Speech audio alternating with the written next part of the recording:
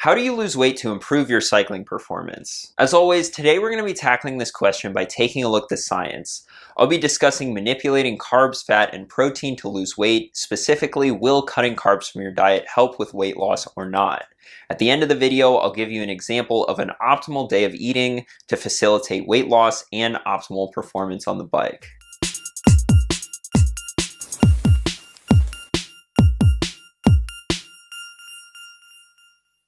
Welcome back to another video. My name's Dylan and I'm a cycling coach at CTS.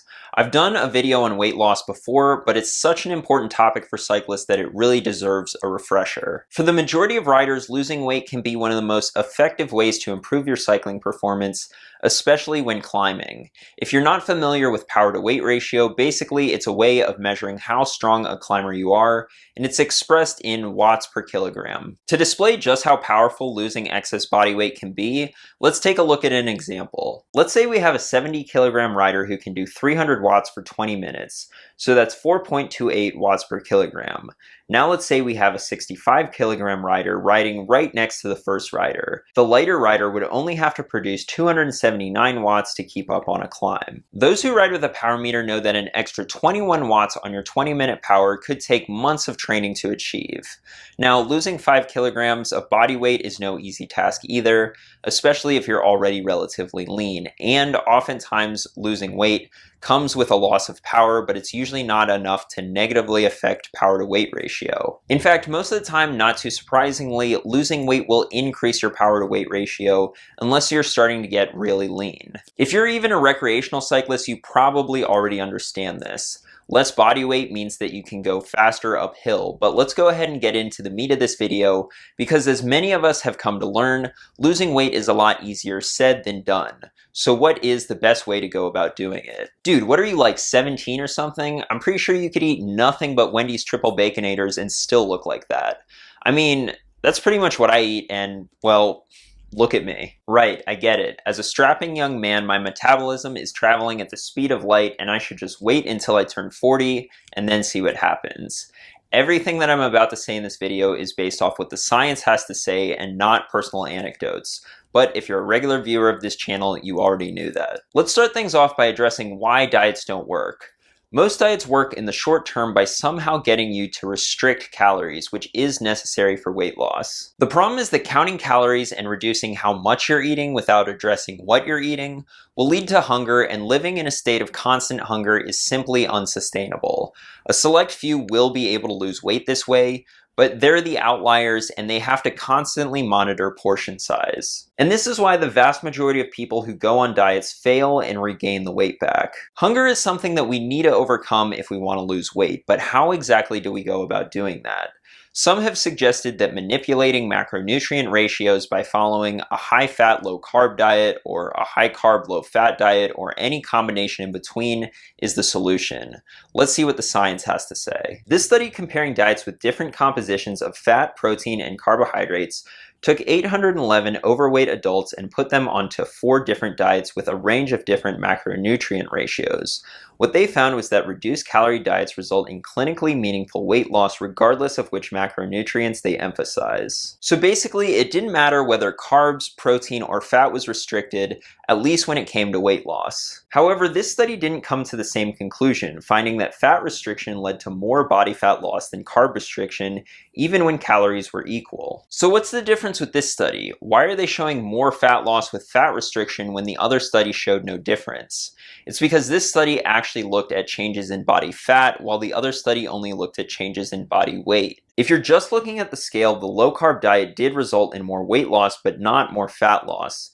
The reason, low-carb diets result in greater lean mass loss mainly through the loss of water weight. Glycogen is your body's stored carbohydrates and glycogen contains water. When you deplete your glycogen stores by following a low-carb diet, that water goes with it. The difference between having full and depleted glycogen stores could be 4 pounds or more. So when low-carbers step on the scale and see this, it's hard not to get excited. But this isn't the kind of weight that you want to be losing. In fact, low-carb diets may have a negative impact on body composition even when done with regular exercise. This study on the effect of the ketogenic diet on body composition during resistance training had subjects complete an 8-week resistance training program on a ketogenic and non-ketogenic diet. Not surprisingly, the non-keto group gained almost a kilo of muscle, but the ketogenic group actually lost a small amount of muscle mass, and they concluded that the ketogenic diet might not be useful to increase muscle mass. This is somewhat ironic considering that the ketogenic and other low-carb diets are pretty popular right now amongst bodybuilders and gym rats. So I don't know if you guys knew this, but Hypergain Beast Mode Mass Gainer Raw Edition in the cupcake flavor has 0 grams of carbohydrates, so you don't have to worry about getting knocked out of ketosis when making those gains. Alright, but at the end of the day, gravity doesn't care whether you're lighter because you have less fat or less water. So in that sense, low carb still wins, right? Well, not exactly, because remember, our ultimate goal is to actually ride faster, and following a low-carb diet certainly won't help with that. This review on carbohydrate dependence in endurance athletes concluded that despite renewed popular interest in high-fat, low-carb diets for endurance sports, fat-rich diets do not spare carbohydrates or improve training capacity and performance, but instead directly impair rates of muscle glycogenolysis and energy flux. From this review on periodized nutrition for athletes, the ketogenic diet has received considerable attention in the popular press, and many claims have been made recently. However, it is important to realize that to date, not a single study has demonstrated performance benefits of a ketogenic diet. And the evidence that carbs improve performance is overwhelming. This 2011 meta-analysis that looked at 88 randomized crossover studies on carbohydrate consumption and endurance performance came to the conclusion that carbohydrates show a large benefit to performance. Basically, low carb is not the method that you should choose to lose weight or increase your cycling performance. Some have suggested adopting a low carb diet in the off season and then reintroducing carbs once the season starts. But remember that most of the weight that you lose on a low carb diet is water weight, and once you reintroduce carbs again, you'll gain that water back. So right now you may be thinking, well, if low carb isn't the answer, then surely low fat is. I can eat all the white bread and Coca-Cola I want as long as I keep the amount of fat I'm eating to a minimum. No. That's not what I'm advocating for here either. And in fact, at least when it comes to weight loss, it may be beneficial to forget about macronutrients entirely and even forget about calorie counting. Yes, that's right, no calorie counting. If you're counting calories, that means that you're gonna be hungry, and as we've already established, that isn't sustainable. Instead, focus on what you're eating, and in particular, make sure that it's low in calorie density, meaning that for a given weight of food, it has relatively few calories. A study on energy density of foods' effects on energy intake took 18 subjects and provided them with meals for 2 days during 3 separate testing sessions. In these 3 sessions, subjects consumed either low, medium, or high energy density or calorie density meals. The results showed that significantly more calories were consumed for the higher energy density conditions, even though the amount of food by weight was relatively similar. Calories consumed were around 1,800 calories for the high energy density group and below 1,400 calories for the low. The study concluded that energy density influenced energy intake independent of macronutrient composition, and that subjects reported no difference in feelings of hunger or fullness. Carbs, protein, fat, that wasn't as important as the overall calorie density of the diet, and these results have been shown over the long term as well. A study on energy density's effects on weight change over 6 years took 186 subjects and measured the energy density of their diet. 6 years later, they found that energy density of the diet did not change for the individuals, and that a higher energy density was associated with weight gain and a higher BMI. The study concluded that low energy density diets moderate weight gain, and that a lower energy density can be achieved by consuming more fruits and vegetables. This review on dietary energy density and body weight, looking at many studies, confirmed this, concluding that their findings highlight the growing body of scientific evidence suggesting a relationship between energy density and body weight, and that consuming diets low in energy density may be an effective strategy for managing body weight. So this whole low calorie density thing sounds pretty good in theory, but what does it actually look like? What will you actually be eating? As we can see from this calorie density chart, foods with the lowest calorie density are vegetables, averaging just 0.3 calories per gram, and then fruits averaging just 0.7 calories per gram. These are the foods that should take up the bulk of your diet, unprocessed in their whole form. That unprocessed bit is critically important. As you can see, for example, there's a huge jump in calorie density when going from unprocessed carbs to processed carbs, and unprocessed plant-based protein sources like beans, chickpeas, and lentils are generally lower in calorie density than more traditional animal-based sources. In fact, the more you center your diet around whole plant foods, generally the lower it is in calorie density and the easier it becomes to lose weight without restricting food. In this study on a whole food plant-based diet for the treatment of obesity, heart disease, and diabetes, they took obese and overweight subjects and put them on a whole food plant-based diet.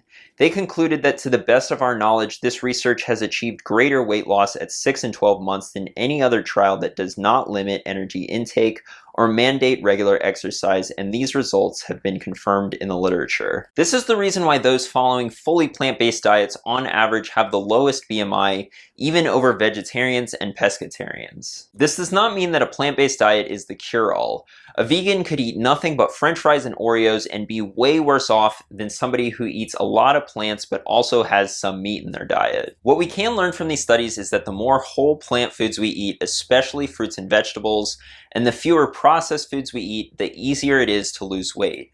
Let me take you into a day of eating for me so I can show you what this looks like. For breakfast, I usually have 2 bowls of oatmeal with a scoop of peanut butter or other nut butter, strawberries, blueberries, blackberries, and a banana. Notice how I didn't put amounts in here. That's because generally I don't measure. I eat enough to be satisfied, and a proper diet allows you to do that without gaining weight. For high intensity or long ride days, I'll make sure that I'm well fed with carbohydrates by either adding more oatmeal or an extra banana or 2 in the morning. Lunch may be beans and rice cooked with a ton of vegetables like broccoli, carrots, tomatoes, corn, spinach, kale, etc. And again, the portion size is just enough to leave you satisfied. Depending on my ride schedule, I'll snack on fruit throughout the day. And then for dinner, I may have black bean burgers with quinoa, potatoes, and a big salad of lettuce, onions, tomatoes, peppers, avocado, etc. Ugh. Dude, your diet looks like something that a barefoot drum circle guy with an ironic mustache and a man bun would eat. When you look at your meal, make sure that vegetables are taking up the majority of your plate. The exception to this would be right before a race or a very hard workout, because digestion may become an issue with such a fibrous meal in your stomach. The go-to on these days should be more simple, easy to digest carbohydrates, and if you want to see what your pre, during, and post-workout meals should look like, I made a whole video about it that I linked down in the description. The takeaway from this video is that other than fueling yourself properly with carbohydrates around your workouts, stop fixating on macronutrient ratios and calorie counting, and instead make sure that what you're eating is high quality in its whole form and mostly comes from plants, in particular fruits and vegetables. Thanks for watching, and if you found this information helpful, be sure to subscribe, like, and share it with your cycling friends. I'll see you in the next one.